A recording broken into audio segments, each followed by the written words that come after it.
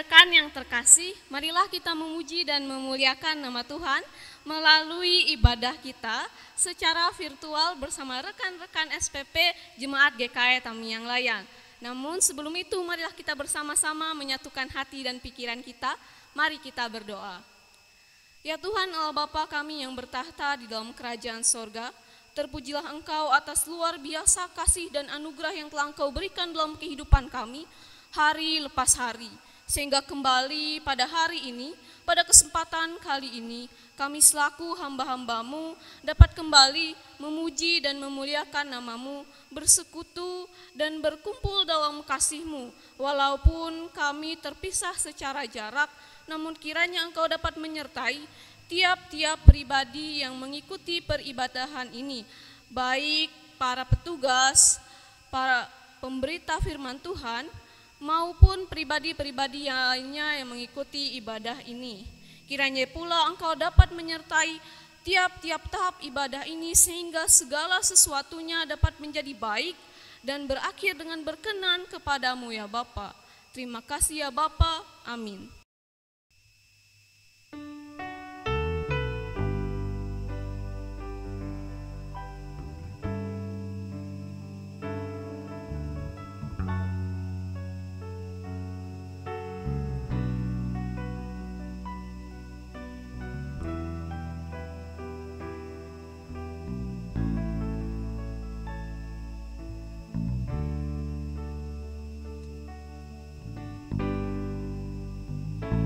Seperti rusa yang haus, rindu aliran sungaimu,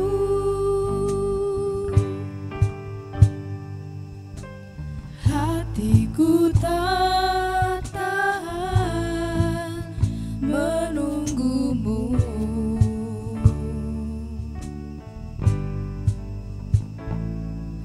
Bagai padang gersang menanti datangnya hujan, begitupun jiwaku Tuhan.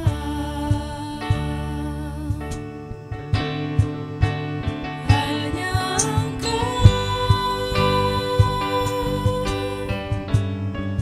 pribadi yang mengenal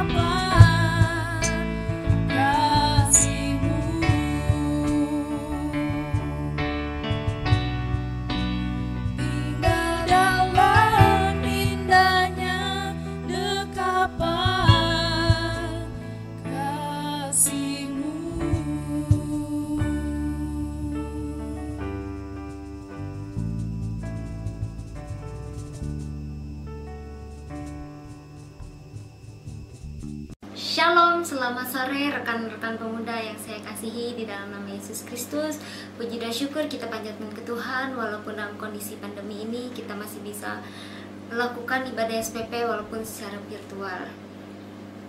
Di sini saya akan berbagi sedikit cerita atau pengalaman saya selama merantau di kota orang. Saya mulai merantau dari kelas 1 SMA. Saya melanjut SMA saya di Banjarmasin selama 3 tahun. Saya tinggal di asrama. Dan saya melanjutkan kuliah saya di Jogja.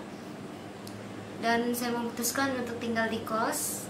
Itu pasti ada perbedaannya antara kos dan asrama, dimana kalau di asrama kita mempunyai banyak teman dan tidak pernah merasakan kesepian, sedangkan kita di kos tinggal sendiri.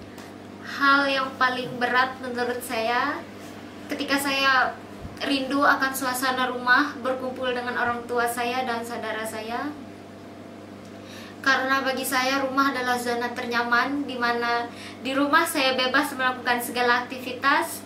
Dan ketika saya merasa kesusahan, pasti orang tua saya atau saudara saya membantu saya.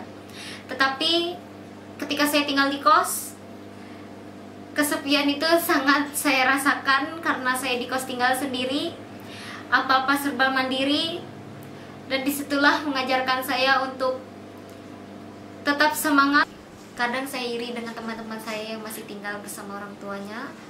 Mereka bisa berkumpul setiap hari bersama keluarganya, sedangkan saya tinggal di kos sendiri. Di situ kadang saya ingin mengeluh, tetapi saya yakin dan percaya saya bisa melewatinya. Tuhan selalu ada untuk saya dan Tuhan selalu memberikan kekuatan untuk saya, sehingga saya boleh lebih semangat lagi menjalankan hidup saya untuk mencapai segala impian dan cita-cita saya. Ketika saya rindu, saya cuma bisa menelpon orang tua saya, dan tidak jarang saya mengeluh untuk ingin pulang. Kadang nelpon mama, saya ngomong, "Mah, saya mau pulang." Tapi mama selalu bilang, "Sabar, tunggu libur pasti pulang." Merantau pasti ada suka maupun dukanya. Sukanya saya lebih mandiri lagi dan mendapat pengalaman-pengalaman baru di lingkungan yang baru. Untuk dukanya, yang paling berkesan untuk saya pada saat Natal. 3 tahun saya di Jogja. 2 tahun pertama saya tidak pernah merayakan Natal di rumah. Saya merayakan Natal di tempat saya kuliah. Di situ rasanya tetapi saya yakin dan percaya dimanapun kami berada, sukacita Natal selalu mengalir untuk kami. Puji Tuhan, pada tahun yang ketiga, tahun ini saya boleh merayakan Natal di rumah walaupun dengan suasana pandemi COVID ini, tapi saya bersyukur karena dapat merayakan Natal bersama keluarga saya. Buat teman-teman yang masih di rumah dan berkumpul sama keluarga, jangan lupa selalu bersyukur karena kalian masih bisa berkumpul dengan keluarga kalian. Karena nanti suatu saat kalian pergi merantau, hal yang paling berat yang kalian rasakan adalah rindu akan suasana rumah. Karena suasana rumah itu tidak bisa digantikan dengan apapun. Rindu dengan suasana rumah yang selalu ramai, selalu tidak pernah merasa kesepian, dan setiap kita merasa kesusahan pasti ada yang selalu menolong, orang tua kita maupun saudara kita. Jangan pernah dijadikan beban, tapi jadikanlah motivasi untuk diri kalian agar kalian lebih semangat lagi untuk menggapai mimpi dan cita-cita kalian. Tetap semangat. Saja cerita dan pengalaman yang bisa saya bagikan kepada teman-teman, semoga bisa bermanfaat dan berguna untuk teman-teman. Tetap semangat, jaga kesehatan, jangan lupa pakai masker saat keluar rumah, jangan lupa mencuci tangan. Tuhan Yesus memberkati. Amin. Shalom rekan-rekan muda yang saya kasihi dalam Tuhan Yesus Kristus. Selamat hari Sabtu dan salam sejahtera dalam kasih Tuhan kita Yesus Kristus. Baik rekan-rekan muda yang saya kasihi dan diberkati oleh Tuhan, Kita pada hari Sabtu ini bersama akan kembali merenungkan kebenaran firman Tuhan, namun sebelumnya mari kita bersama bersatu dalam doa untuk memohon pertolongan Tuhan. Mari kita bersama-sama berdoa. Ya Tuhan Yesus yang baik, terima kasih atas segala kasih dan kebaikan Tuhan yang senantiasa ada dalam kehidupan kami, anak-anak Tuhan, orang-orang muda. Sebentar kami akan bersama merenungkan sabda-Mu yang penuh kuasa. Kami senantiasa memohon pertolongan Tuhan melalui Roh-Mu yang kudus, memampukan kami memahami, mengerti, bahkan hidup berdasar kepada kebenaran firman Tuhan. Terima kasih Tuhan, ampuni dosa dan pelanggaran kami anak-anak-Mu, pakailah hamba-Mu yang terbatas ini juga dalam menyampaikan berita sukacita, berita kebenaran firman Tuhan. Terima kasih Tuhan, di dalam dan oleh Tuhan Yesus Kristus kami berdoa. Amin. Rekan-rekan muda yang dikasihi oleh Tuhan Yesus, firman Tuhan bagi kita pada hari ini diambil berdasarkan Almanak Nas Gereja Kalimantan Evangelis, diambil berdasar dari Injil Matius pasal 12 ayat 43 sampai 45. Dengan perikop kembalinya roh jahat. Demikian firman Tuhan saya bacakan bagi kita. Apabila roh jahat keluar dari manusia, ia pun mengembara ke tempat-tempat yang tandus mencari perhentian, tetapi ia tidak mendapatnya. Lalu ia berkata, "Aku akan kembali ke rumah yang telah kutinggalkan itu." Maka pergilah ia dan mendapati rumah itu kosong, bersih, tersapu dan rapi teratur. Lalu ia keluar dan mengajak 7 roh lain yang lebih jahat daripadanya, dan mereka masuk dan berdiam di situ. Maka akhirnya keadaan orang itu lebih buruk daripada keadaannya semula. Demikian juga akan berlaku atas angkatan yang jahat ini. Amin. Rekan-rekan muda yang diberkati Tuhan, puji Tuhan kita masih terus setia mendengarkan firman Tuhan, beribadah dan memuji memuliakan nama Tuhan. Meskipun kita berjumpa dalam ibadah online seperti ini, melewati dunia maya, tetapi tetap saja firman Tuhan terus diberitakan dan kerinduan untuk mendengarkan dan merenungkan firman Tuhan terus selalu ada. Puji Tuhan. Rekan-rekan sekalian, berbicara tentang dunia maya, saya teringat tentang suatu postingan yang teman-teman bisa juga sudah pernah mendengar atau menonton videonya, yaitu kita berbicara tentang salah satu postingan di Facebook. Ada seorang pembuat film Kristen bernama Jacob Dufour yang masuk ke dalam salah satu grup di Facebook yang cukup besar, yaitu grup Kristen. Nah, tentu saja dengan namanya grup Kristen, postingan-postingan yang ada dan segala sesuatu di dalam grup itu berbicara tentang kekristenan. Tetapi Jacob melihat apa yang diposting dalam grup itu tidaklah terlalu menunjukkan secara signifikan tentang suatu upaya untuk meningkatkan iman dan pengharapan Kristen. Maka ia memposting suatu postingan dalam grup tersebut. Ia memposting salah satu ayat dari firman Tuhan yang diambil dari Injil Lukas pasal 4 ayat 7 dengan bunyinya, "Jadi jikalau engkau menyembah aku, seluruhnya itu akan menjadi milikmu." Bagaimana responnya rekan-rekan muda sekalian? Ada banyak sekali respon yang diberikan dalam grup Facebook tersebut. Ada ratusan komentar, ada yang like, ada yang mengkomen amin, puji Tuhan, haleluya, thanks bro, dan seterusnya. Sehingga lebih spesifik ada 576 komentar, ada 666 like, tetapi hanya ada 3,5% lebih tepatnya 20 orang yang mengkritisi, tidak setuju, sementara 97% sisanya kebanyakan besar adalah setuju. Nah saudara-saudari, rekan-rekan muda yang saya kasih dalam Tuhan, salah satunya yang juga setuju, yang menjadi suatu ironi adalah ada seorang pendeta dan Jacob pun bertanya, mengkonfirmasi apakah benar ia pendeta. Karena ternyata sesungguhnya ayat Lukas pasal 4 ayat 7 ini adalah perkataan iblis kepada Tuhan Yesus ketika ia mencobai Kristus di padang gurun. Lalu apa jawab Kristus adalah bahwa jawaban Tuhan Yesus, engkau harus menyembah Tuhan Allahmu dan hanya kepada Dia sajalah engkau berbakti. Sungguh ironis. Dan Jacob Dufour menggarisbawahi, menurut ia hal ini terjadi adalah karena orang tidak teliti atau ada kemalasan untuk membaca dengan sungguh-sungguh, dengan teliti kebenaran firman Tuhan. Sehingga kata-kata iblis pun diamenkan.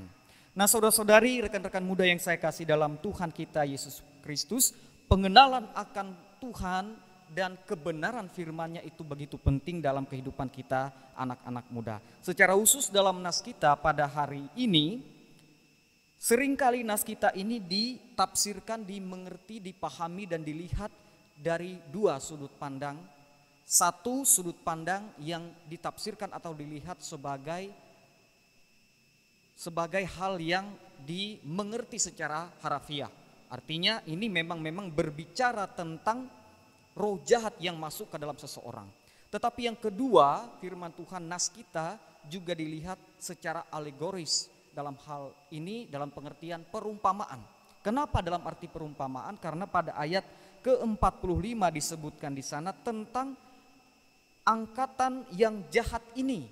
Sedangkan Tuhan Yesus berbicara dengan ahli-ahli Taurat dan orang-orang Farisi. Artinya ini adalah semacam alegoris atau perumpamaan yang ditujukan bagi ahli-ahli Taurat dan orang-orang Farisi secara umum untuk orang-orang Yahudi yang menolak kebenaran firman Tuhan. Saudara-saudari yang diberkati oleh Tuhan, begitu besar dampak yang diperlihatkan dalam nas kita ketika roh jahat itu masuk ke dalam hati yang kosong. Hati manusia yang kosong yang kelihatannya bersih, rapi dan tertata dengan teratur. Tetapi ia masuk ke dalamnya, ke dalam hati yang kosong tersebut. Dan lebih dari itu disebutkan ia membawa juga 7 roh yang lain yang lebih jahat dari dia. Dan secara menarik rekan-rekan muda sekalian, nas kita ini disebutkan dalam teks perjanjian baru dalam bahasa Yunani disebut sebagai akatartos, yang diterjemahkan ke dalam bahasa Inggris sebagai unclean atau impure, ya, berarti tidak murni, tidak bersih, artinya tidak suci atau juga najis. Jadi roh jahat ini tidak semata-mata dilihat atau dimaknai atau diartikan dalam tafsiran yang kedua tadi sebagai kekuatan roh jahat yang sesungguhnya, tetapi ada banyak perbuatan-perbuatan yang tidak bersih, yang jahat, yang berbalik dari kebenaran firman Tuhan, dari perintah Tuhan dan seterusnya, yang bisa saja masuk ke dalam hati manusia dan dilakukan oleh manusia kalau hati kita tidak dikuasai oleh kebenaran firman Tuhan, oleh Roh Kudus, oleh ketaatan kepada Tuhan. Rekan-rekan muda yang saya kasih dalam Tuhan kita Yesus Kristus, menarik juga bahwa perikop kita ini berada sebelum peristiwa Tuhan Yesus yang menyembuhkan orang yang kerasukan setan. Dan ironisnya mereka mengatakan bahwa Kristus menyembuhkan dengan kuasa Beelzebul, sedangkan ia mengusir setan. Dan sekarang ia berbicara tentang roh jahat yang masuk ke dalam hati manusia. Perikop selanjutnya juga sebelum nas kita berbicara tentang tanda Yunus, di mana ahli-ahli Taurat dan orang-orang Farisi menginginkan suatu tanda. Mereka percaya kalau mereka melihat tanda, tetapi ujung-ujungnya mereka tetap tidak percaya. Dan perikop selanjutnya setelah perikop kita adalah Yesus dan sanak saudaranya. Karena kata Tuhan Yesus, sebagai sesuatu hal yang menarik adalah sebab siapapun yang melakukan kehendak Bapakku yang di sorga, dialah saudaraku laki-laki, dialah saudaraku perempuan, dialah ibuku. Jadi ditekankan adalah melakukan kehendak Bapa di sorga. Sehingga kita pertama mengenal dengan sungguh-sungguh Yesus Kristus. Yang kedua, mendengarkan firman Allah dan memeliharanya dengan sungguh-sungguh. Yang ketiga, kita juga percaya sungguh kepada Tuhan Yesus. Dan yang keempat, kita hidup dalam pertobatan dengan tuntunan pimpinan Roh Kudus. Artinya tidak mengulangi kesalahan atau dosa-dosa yang sebelumnya pernah kita lakukan. Memang ini tantangan bagi kita, rekan-rekan, teman-teman sekalian, sebagai anak-anak Tuhan, sebagai orang-orang muda, yang juga berkaitan dengan tahap di mana kita menjadi orang-orang muda. Ada banyak tantangan di mana kita sering penasaran, sering kepo, sering merasa mampu, sering merasa kuat, bersemangat, sering ingin mencoba segala sesuatu dan seterusnya.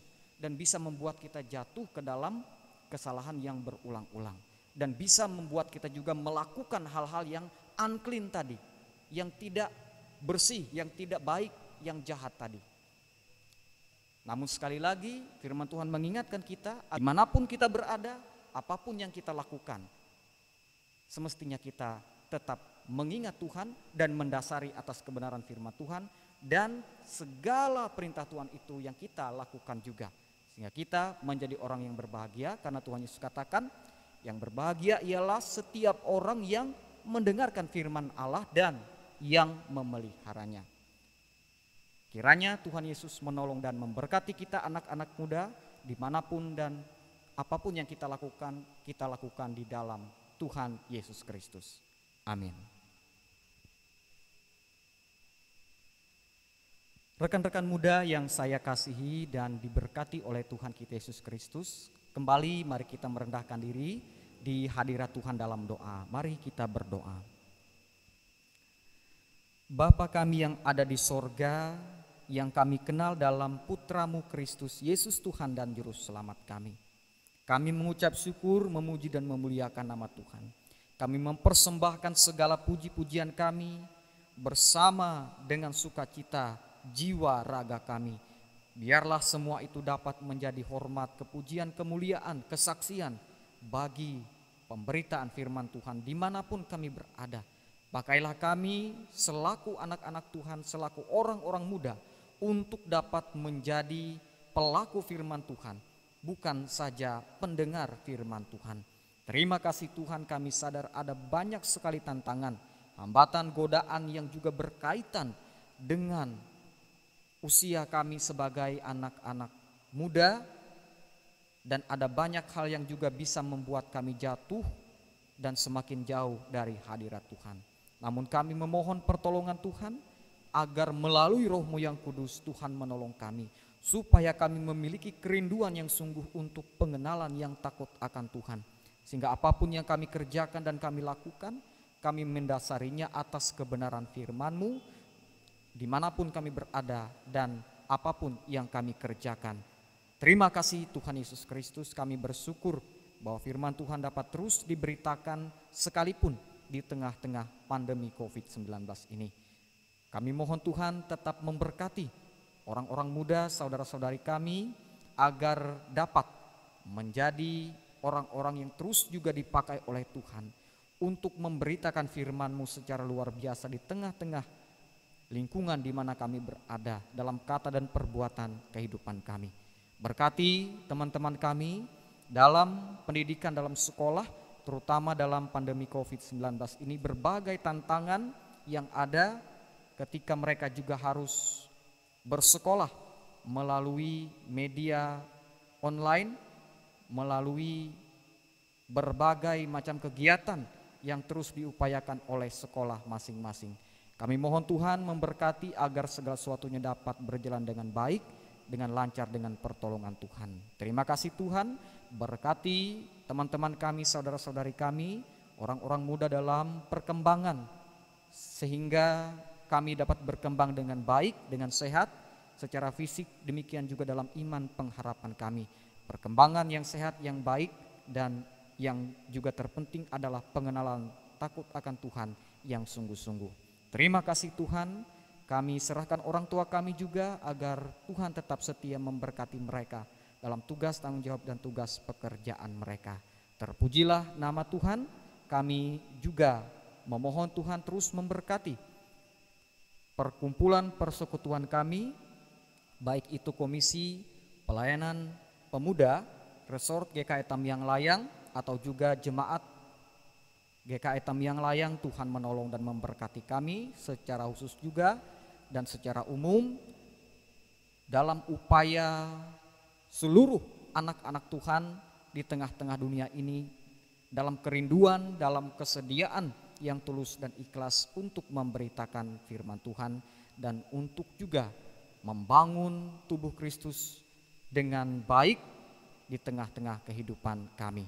Terima kasih Tuhan Yesus Kristus, kami berdoa dan memohon di dalam Tuhan agar juga keluarga kami selalu dalam perlindungan Tuhan, terutama dalam masa-masa pandemi COVID-19 ini, agar kami sebagai anak-anak Tuhan dan juga sebagai keluarga Kristen dapat terus memuji dan memuliakan nama Tuhan, sehingga juga kami sebagaimana yang kami peringati hari ini, bersama kami memperingati hari kesejahteraan keluarga Gereja Kalimantan Evangelis. Biarlah Tuhan memberkati keluarga kami sehingga memiliki pengenalan yang benar dan takut akan Tuhan berdasar kepada firman Tuhan, dan juga tetap selalu berlindung dan juga percaya kepada Tuhan Yesus Kristus, sehingga perbuatan-perbuatan, perkataan dan segala sesuatu yang dikeluarkan oleh anak-anak Tuhan adalah sesuatu dan segala sesuatu yang baik, bukan sebaliknya yang jahat.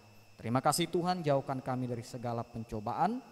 Pakailah kami sebagai anak-anak-Mu untuk mewartakan firman Tuhan. Terpujilah nama Tuhan, ampun dosa pelanggaran kami, jadilah kehendak Tuhan dalam kehidupan kami.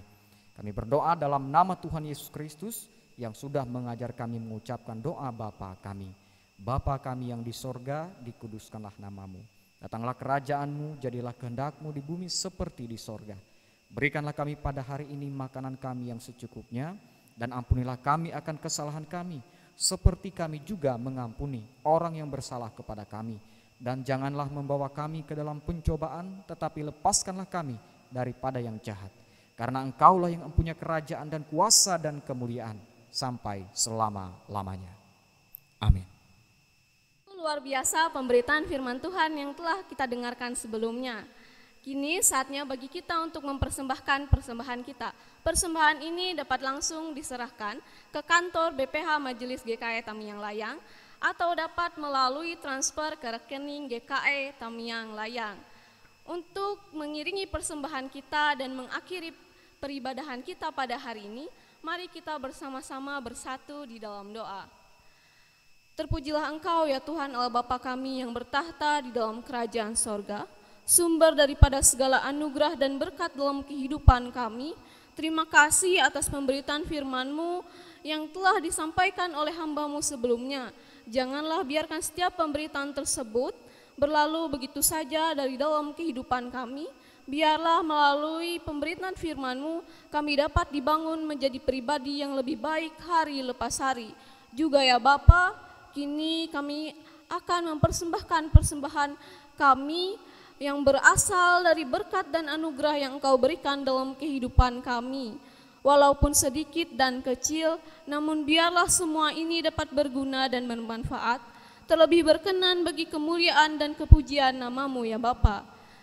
Terima kasih pula ya Bapa atas penyertaan yang telah Engkau berikan selama perjalanan ibadah ini dalam tiap-tiap tahapnya. Biarlah melalui ibadah hari ini kami dapat dibangun menjadi pribadi yang lebih baik dan menjadi hamba-Mu yang sesuai dan seturut dengan kehendak-Mu. Terima kasih ya Bapa. Amin.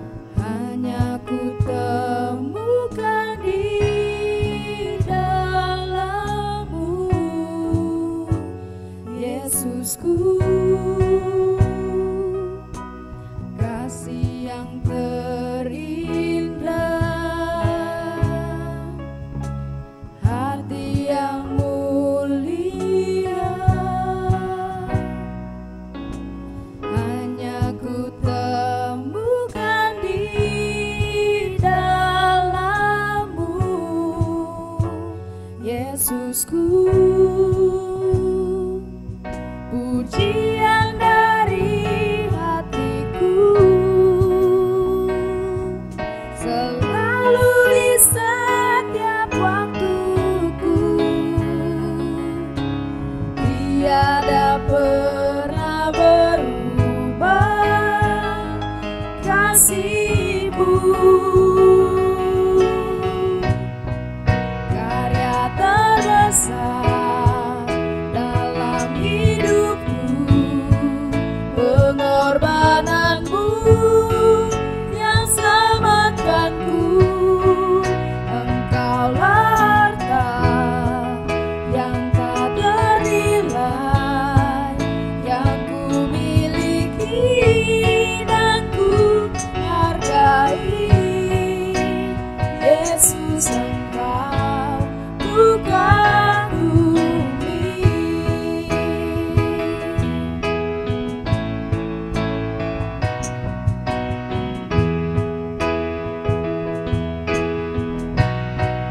Karya terbesar dalam hidupku, pengorbanan-Mu yang selamatkanku.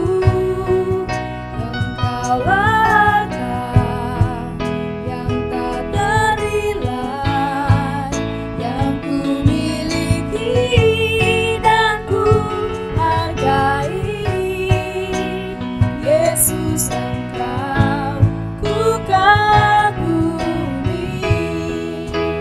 Yesus, Engkau ku kagumi.